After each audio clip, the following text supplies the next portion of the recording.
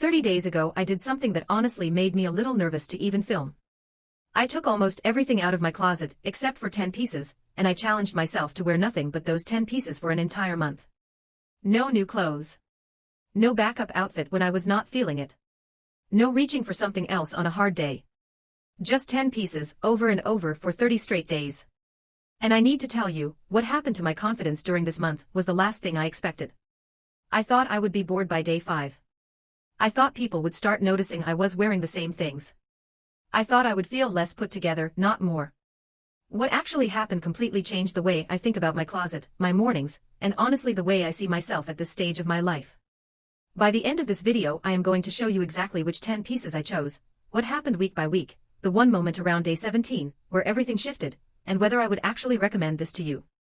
Stay with me because this is one of the most honest videos I have ever made for this channel.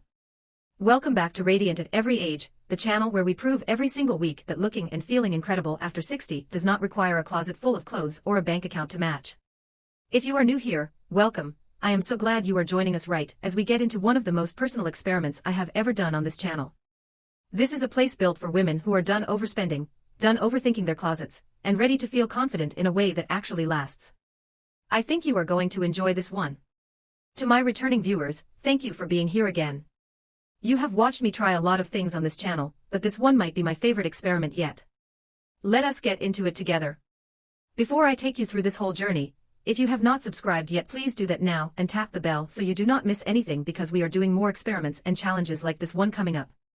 And while you are watching today, drop a comment and tell me honestly, could you wear the same 10 pieces for 30 days? I really want to know because I went into this thinking the answer for me was absolutely not. Now let us get into what actually happened. Let me back up and tell you why I even did this in the first place. For months I had been standing in front of my closet every single morning feeling strangely overwhelmed even though I had plenty of clothes. Sound familiar? I would open the doors, look at everything hanging there, and somehow still feel like I had nothing to wear. I would try on 2 or 3 outfits before settling on something I was only half happy with. And by the time I left the house some mornings I already felt a little defeated before the day had even started. I started wondering if the problem was not actually how much I owned, but how much I was choosing from every single day. So I decided to test it. I picked exactly 10 pieces, nothing fancy, nothing expensive, mostly things I already owned, and I committed to building every single outfit for 30 days from just those 10 items. I filmed little check-ins along the way so you could see exactly what happened, not just to how I looked, but to how I felt walking into a room, getting ready in the morning, and honestly, how I saw myself in the mirror by the end of it. Let me walk you through exactly how this went, week by week. Step 1, the 10 pieces I chose and why. Before I tell you what happened, you need to know exactly what I was working with because the pieces themselves matter just as much as the challenge.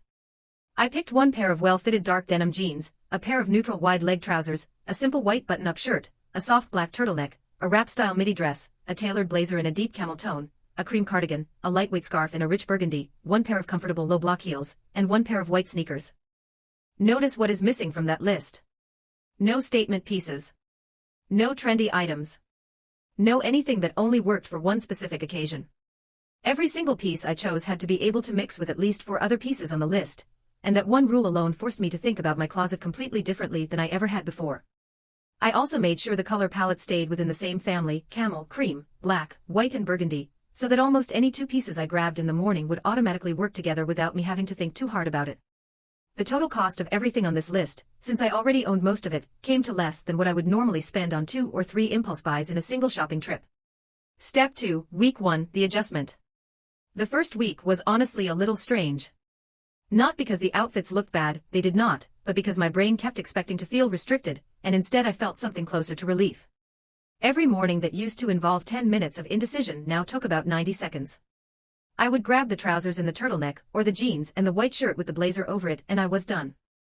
No second guessing, no trying 3 things on, no standing in front of the mirror feeling unsure. What surprised me most was that nobody noticed I was repeating pieces. Not my husband, not my friends, not the women I ran into at the grocery store. Because I was mixing the pieces in different combinations and adding the scarf or swapping shoes, every outfit looked slightly different even though the foundation was exactly the same 10 items. By day 5 I realized something. I had spent years assuming that looking put together meant having more options. Week 1 taught me it actually meant having the right options. Step 3, Week 2, the confidence shift nobody warned me about. This is where things started to get interesting. Around day 10 I noticed I was standing a little differently. Not because I was trying to, but because I genuinely was not second-guessing what I had on anymore. When you know every single piece in your rotation fits you well, flatters your shape, and works with everything else you own, something shifts in how you carry yourself throughout the day. I used to spend small amounts of mental energy all day long wondering if my outfit looked okay, if the colors worked, if I should have worn something else. During week 2 I realized that mental energy had completely disappeared. I was not thinking about my clothes anymore. I was just living in them. There is a strange kind of confidence that comes from simplicity, and I do not think I understood that until I was in the middle of experiencing it. The compliments I received during this week were less about specific outfits and more about how I seemed, more present, more relaxed, more myself. Okay, I have to pause right here because we are only halfway through this story, and what happened in week 3 genuinely surprised even me. But before I get into it, if this video is resonating with you so far, hit that like button right now. It genuinely helps more women find this video and this channel. And if you have a friend who always says she has nothing to wear even though her closet is full, send her this video right now, because week 3 is exactly the part she needs to hear. Okay, let us keep going. Step 4, week 3, the moment everything changed. By day 17, I had a moment I genuinely did not expect to have during this challenge. I was getting ready for a lunch with friends I had not seen in a while, the kind of lunch where normally, I would have agonized over what to wear. I reached for the wrap dress, added the cardigan since it was a little cool outside, slipped on the block heels and the scarf, and I was out the door in under 5 minutes. When I got there, one of my friends asked where I had gotten the dress because she loved how it looked on me.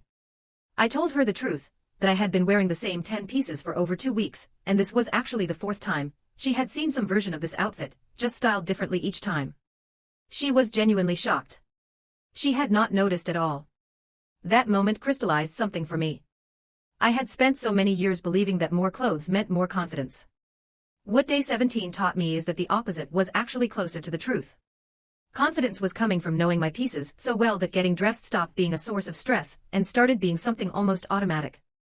I stopped feeling like I was wearing the same things. I started feeling like I had simply found my uniform, the version of myself that felt the most consistently put together without any effort at all. Step 5, week 4, what I learned about myself. The final week was less about the clothes and more about what the whole experience revealed. I realized how much unnecessary decision fatigue I had been carrying around for years without even noticing it. Getting dressed every morning had quietly been one more thing on a long list of small decisions that drained my energy before the day even properly began. Removing that decision almost entirely gave me back time and mental space I did not know I was losing. I also realized that the version of me that showed up during this challenge, relaxed, consistent, comfortable, was actually closer to how I wanted to feel all the time, not just during a 30-day experiment. The outfits were simple, but I felt more like myself in them than I had in months. And practically speaking, I genuinely saved money. No impulse purchases, no last-minute shopping trips trying to find something for an event, nothing. Just 10 pieces, worn intentionally and well, doing more work for my confidence than a closet full of options ever had. So would I recommend this to you? Honestly, yes, in some form.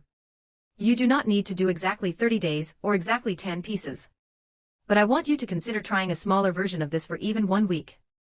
Pick 8 to 10 pieces in colors that all work together, pieces that fit you well right now, and commit to building every outfit from just those items for 7 days. What I learned is that confidence after 60 is not about having more.